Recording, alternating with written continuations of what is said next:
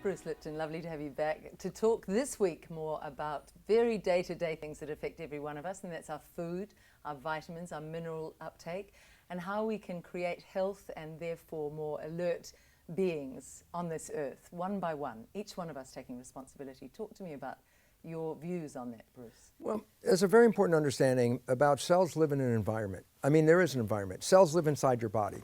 And I say, well, what's the environment that cells live in? Well, being a person who grew cells in tissue culture, I had to learn about the composition of the environment. Because you were a geneticist? I was doing research on stem cells. Stem cell researcher.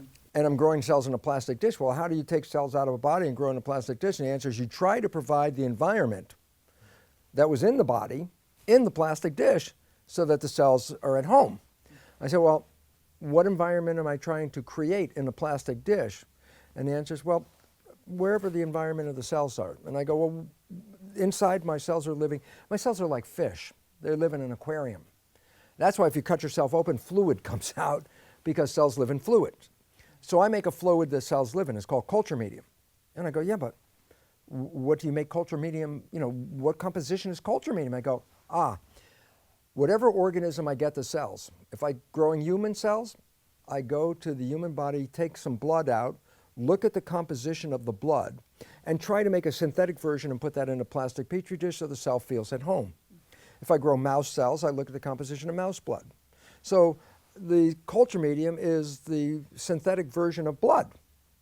I said, well, then in growing the cells, I really, try to make the best culture medium I can get, which I tell the audience. I said, first of all, number one, I don't buy my ingredients at Kmart. I buy the very best ingredients to make the most wholesome blood equivalent in the body, because this is the vitality of cells. It's the environment they live in.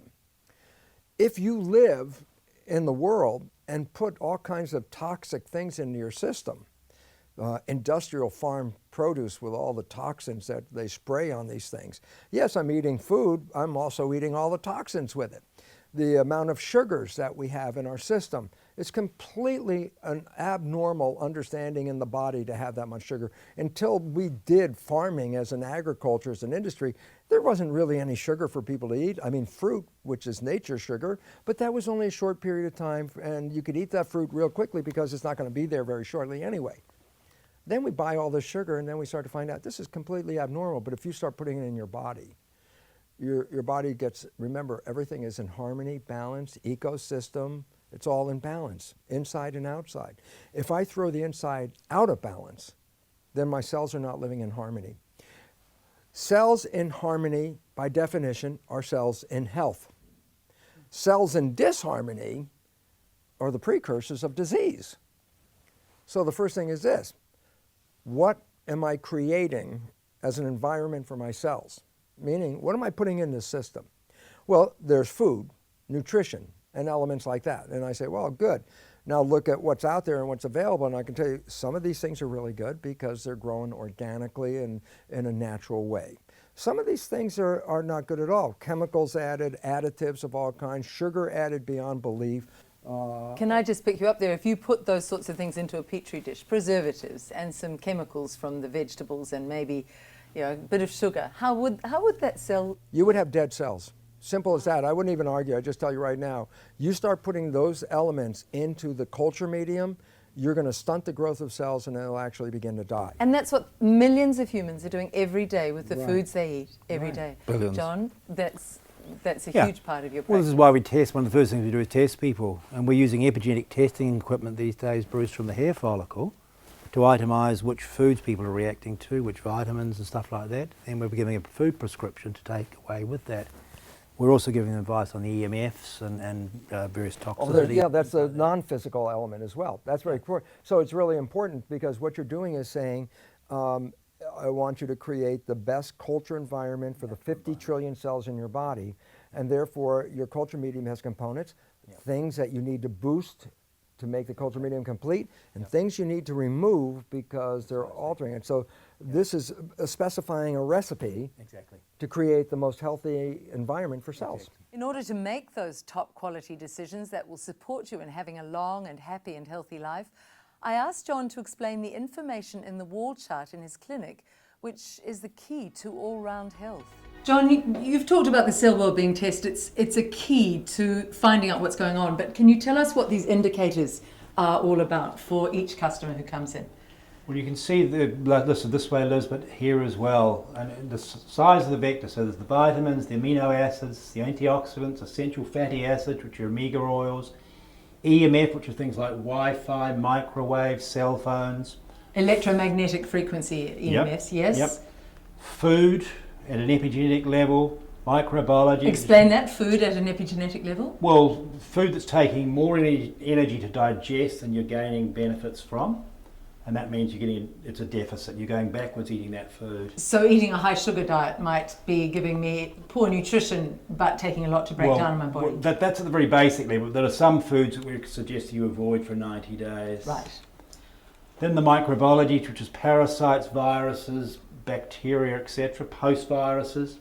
Minerals, we all know about the minerals. And then the toxins, that could be radiation, it could be chemicals, or it could be metals. So we get this wonderful graph, but how? What happens when I come in for a Cell-Wellbeing test? Okay, well all is involved. We take a hair follicle, scan it off to the supercomputer in Germany, and they rationalise that and put a really easy to read digital section of graphs together, which as you can see from this one here. Just from my hair, you can analyse all of these indicators? Not just the hair, it's the follicle. There's a lot of rich nutrition running through the follicle of the hair. It's very close to the brain, and the brain needs the information coming from the body. It's extraordinary. So you've got cerebral fluids and whatnot in this general area.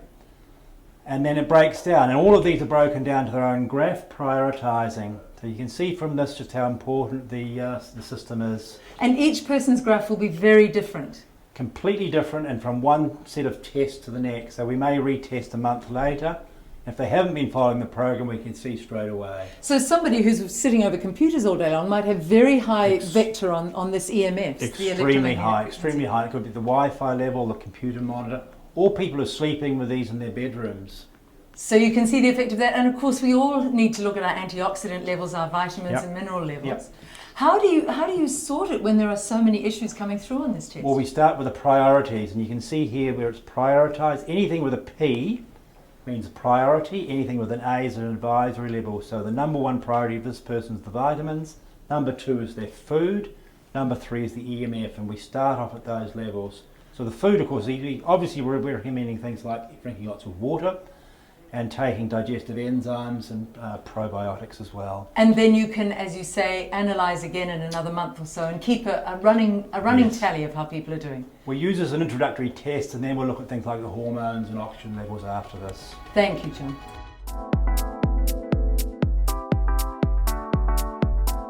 All right, well, thanks to Adrian Buckler, who's the owner of New World Hair in Remuera.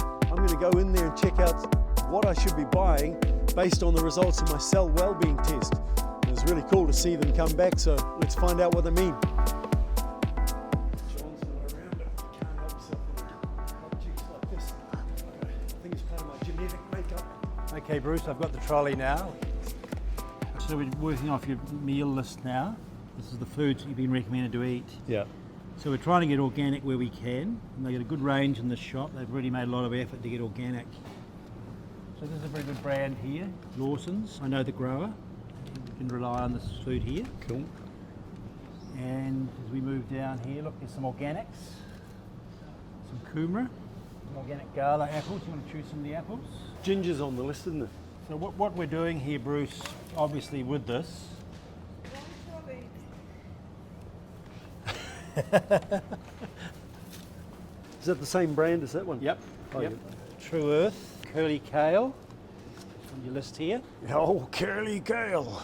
Now we want a balanced variety of greens because they've all got different nutrition in them. I've always been on, well, for many years, I stick with the free range. Here we go, look, some Bostock here's a chicken, Bostock. organic chicken. Okay, now let's get on to your nuts and seeds. Your omegas are very good, but let's aim for some organic olive oil and organic buckwheat. So this is the organic section, as you can see. Here we go, it's a beautiful quinoa for you. Do you like tamari? It's a nice flavour. Yeah, nuts. yeah. Do you like the tamari? Organic friends? Yep. Okay. organic pavlova and the dark chocolate, wasn't it? So these are Right. good fast foods for you, Yeah, rather than yeah, going to a takeaway bar and getting a fast food. What about things like a coleslaw? Coleslaw's fantastic, very, very good food for you, but ideally you want to be going for food that's fermented as well. What about things like olives and stuff? Are they kind of a Food, okay? Yep, absolutely. So is there anything else you can think of out of your list here? Some spirulina. You can head over to Peter Chaplin's later on and he will show you how to prepare some of this food. So Bruce, we're here with your Cell-Wellbeing tester show, Peter Chaplin, and to talk about the foods that are good for heart health. But Peter, I really want to start with you just briefly before we get to Bruce, your background and your interest in the beautiful foods you're preparing here. My background on a personal professional level of food is I became a vegetarian before I became a chef. But I really, really wanted to be a chef. So I started off in French Nouvelle cuisine, which is where my standard comes from, and then as I moved through my career, nutrition and health and well-being were the benchmarks for me to do anything with food. And regardless of what it was, teaching, cooking, serving, it was always with a message, it was always educational, it was always saying to people, it can be this good. And in the early days, you were almost, there were a lot of doubters, weren't there? You were almost in the vanguard. You were far ahead of your time on that. Food is your medicine. Absolutely. That's, as we briefly said before, you are what you eat. It might sound dated, it might sound cliched, but you are what you eat. And if you want to look after yourself and you want to maintain your health and carry it all the way through your life, which you should be able to do, eat great food, eat fresh food. Let's have a little look at the foods we've got in front of us, because something you said to me just off air, which was beautiful, was you can still eat all this food because this is the kind of food you were always committed to. There's no gap between what you feed yourself and what you offer the public. Not at all. Musical Knives in its touring form of rock and roll is exactly the same, in its restaurant form is exactly the same, and in its teaching form. It was me trying to show people food and say to them that you can do this yourself. You don't have to be a chef, you don't need to be highbrow about it. This is common food for common people. The rock and roll reference was you cooked for Madonna, and now you're going to help Yeah, I'm going to cook for Bruce. a Lord of the Rings star. So let's say, Bruce, what are the big things you're worried about when it comes to preparing foods? Kind of my downfall is preparation, dedicating myself to just doing the preparation. Every time I do take the time to do it, it's like, oh, that didn't take long at all. But also then what I see with what you've done here, and you explained a couple of the dressings, you know, the way you spice up the taste, because that's what I get the olive oil out and go, how do I make it taste okay? Well, you've explained that off air. Can you do that on air? Because we want to hear what you put in here. Okay. So legumes, for instance, one of the absolutely essential foods. Which is one of the ones I need to boost myself on too. Absolutely. And this is a beautiful, beautiful South American butterbean lima bean dish. It's got roasted olives, red peppers, red onions through it, carrots, balsamic vinegar, lots of olive oil, and fresh coriander. And simple, not hard to. Not hard at all. You mean your options are you either buy the beans that someone's already cooked for you and start from there, or you buy the beans raw and soak them overnight and cook them. But the rest is simple. And like just looking at that, I doubt I could eat half that and not be totally full. If you ate half of that, Bruce, I'll be amazed. Yeah. You'd have Like, been starving for 2 or 3 days. so as opposed to having to pig out with things like, yeah. All you would need from this, is 2 or 3 spoons of this combined with the grain, with the rice, and there's a whole complete little protein. And a lot of the fast foods, people need to eat more because the body's saying this food is just empty calories. It's got no vitamins. It's got no minerals in it. Give me more food. There are signs in your body that when you do eat food, it tells you that you've eaten enough food. And if you're not eating the right food, those signals are not going to go off at all. And that when people will keep eating and then they completely break down that system within their body. You shouldn't be eating a lot of food. But if you It's have simple. high nutrition, high quality, vitamin-filled food, your brain registers. I'm pretty sure, as you're saying. That looks so amazing, eh? And so can you tell us about some of the other salads, Peter? Yes, certainly. We'll start off with this lovely little beauty here, and this is Japanese inspired. But all this really is blanched vegetables. Fresh vegetables that have just been blanched and plunged into ice water to stop them cooking any further, which keeps their nutrition, keeps their texture, and keeps their colour. And all I've done is tossed it in some roasted sesame seed oil with roasted sesame seeds and then grated lemon zest into it. It's just a fresh fresh salad, with beautiful colours, beautiful texture. So blanching is when you drop your flowerets of broccoli into your rolling boiling water, just enough to cook it, pull it out and plunge it into ice water, and it snaps it shut. Right there it stops it. So it stays green, it stays crunchy, and it keeps that nutrition. And the beautiful fresh colour tells us how full of vitamins and minerals it is. Absolutely. Because Pumpkin, along with beetroot, is probably the most important vegetable on the planet. Why do you say that, Peter? It just helps your body rebuild. In my third little creation here, this is a red cargo rice salad that's got cooked kumara through it, tomatoes through it, quite a bit of fresh coriander, and this is kind of like a Thai-inspired salad, and this is the base part of it. And in this little container here, what I have, this is fresh coconut. So those lovely little white coconuts that people juice and take the juice out of, I do that, and then I take the interior out, slice it all up, mix it in with the coconut yogurt and put lime zest through it, and then you place it on the top of the salad and then you mix that through. Making my mouth water.